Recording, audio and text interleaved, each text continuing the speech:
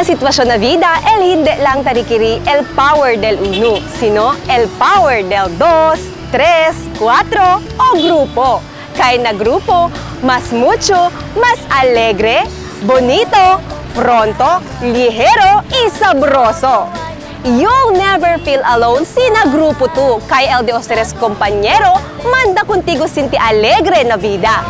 So, mapa-organisasyon pa man se, pamilya, barkada ba se, o maskin ko sa grupo, tara, let's join hands together as we enjoy our Sunday morning akina, Groupie Troopie!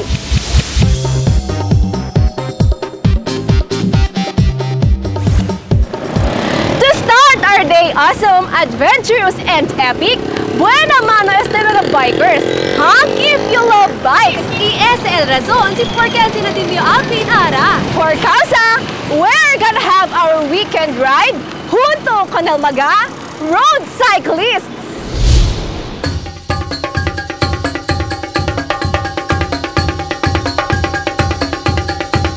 Do you like to dream in two wheels? Perfecto este un deportes de biking. Este grupo de mga cyclist taman pedal na kamino kada weekend. Ang pangalan ng grupo namin is SAPCO. Na-organize namin ito is 2002. Retired military ako. Businessman din yung kasama namin. Mga iba, mga engineer. Ganyan. Bago mag-bike, mag-stretching muna para hindi ma-injure yung mga muscles. Tapos i-check yung preno, pressure, tapos yung mga moving parts, kadena, gano'n. Dapat proper helmet, long seat, gab, jersey. Maski hindi na masyadong mahal man ang sikleta, basta proper lang ang pagsuot mo sa mga dapat na ito. Cyclist should be walang bisyo, kumpletong tulog para sa endurance. Gusto namin magsama para ganun exercise din sa katawan, lalo na sa mga stress, nawawala yan. Dati mataas ang cholesterol ko, mataas din ang dugo ko. Ngayon medyo nagkaka-normal naman.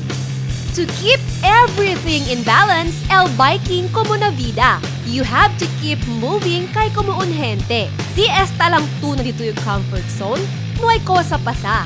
Hindi también tu sinti el cansancia kay alegre mag-bike, especialmente si grupada. Ay, mas maganda ang grupo. Kasi masaya, saka feeling mo parang 24 years old ka lang.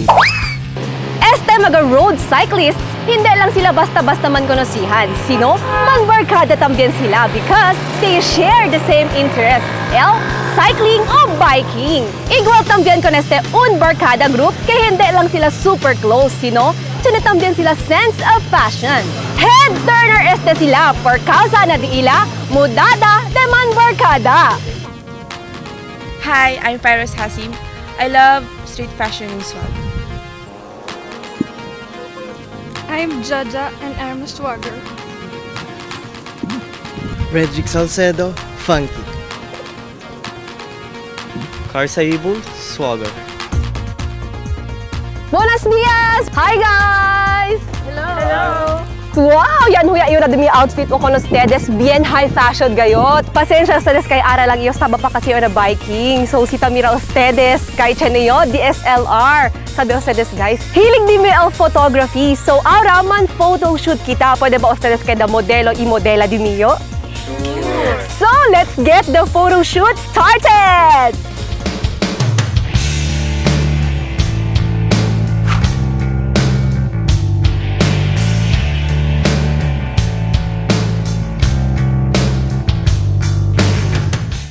Nagkakilala kasi magkaklase po kami.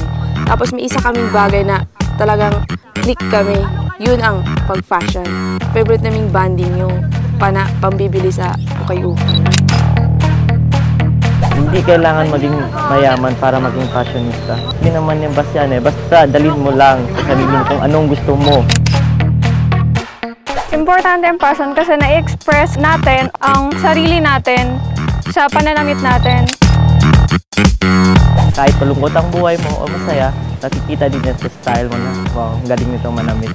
Yung negative din, hindi yun para sa akin negative kasi nag-comment siya kasi napansin niya ako.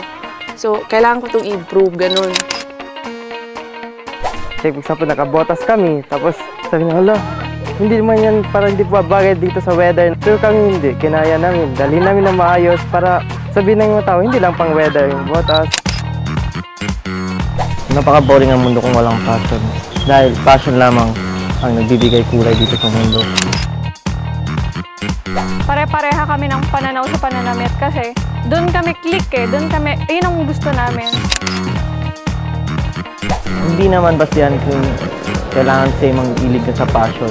Pero kung magkatugma lang ang mga ugali nyo, paminsan kasi parang pagsasama-sama nyo, nagiging magkamukha, magkaugali, magka-style na kayo lahat.